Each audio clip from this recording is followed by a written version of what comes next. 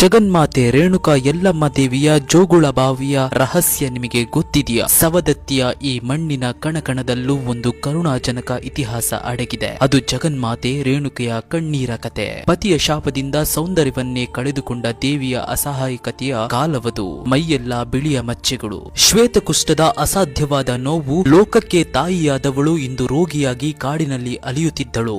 ಆಕೆಯ ತೇಜಸ್ಸು ಮಾಸಿ ಹೋಗಿದೆ. ಬಾಯಾರಿಕೆಗೆ ಜೋಗುಳದ ಬಾವಿಯೇ ಆಸರೆಯಾಗಿತ್ತು. ಆದರೆ ದೇವಿಯ ಈ ಅವಸ್ಥೆ ಕಂಡು 7 ಜನ ಮಾಯಾಕಾರ್ತಿಯರು ಕನಿಕರ ತೋರಿಸಲಿಲ್ಲ. ಬದಲಿಗೆ ಅಟ್ಟಹಾಸ ಮಾಡಿದರು.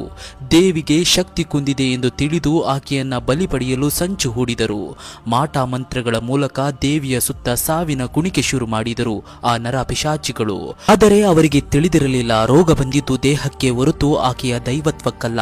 ಯಾವಾಗ ಅಧರ್ಮ ಮಿತಿಮೀರಿತೋ ಅಂದು ರೇಣುಕೆ ರೌದ್ರಾವತಾರ ತಾಳಿದಳು. ತಾಯಿಯ ಒಂದು ಉಗ್ರ ನೋಟಕ್ಕೆ ಇಡೀ ಕಾನನವೇ ಬೆಚ್ಚಿಬಿತ್ತು. ಕೊಡಲಿ ಹಿಡಿದು ನಿಂತ ತಾಯಿಯ ಆರ್ಭಟಕ್ಕೆ 7 ಮಾಯಾಕಾರ್ತಿಯರ ಗರ್ವ ಧೂಳಾಯಿತು. ಸೋತು ಶರಣಾದ ಆ 7 ರೂಪಗಳು ಕರಗಿ 7 ಬಿಳಿಮುತ್ತುಗಳಾದವು.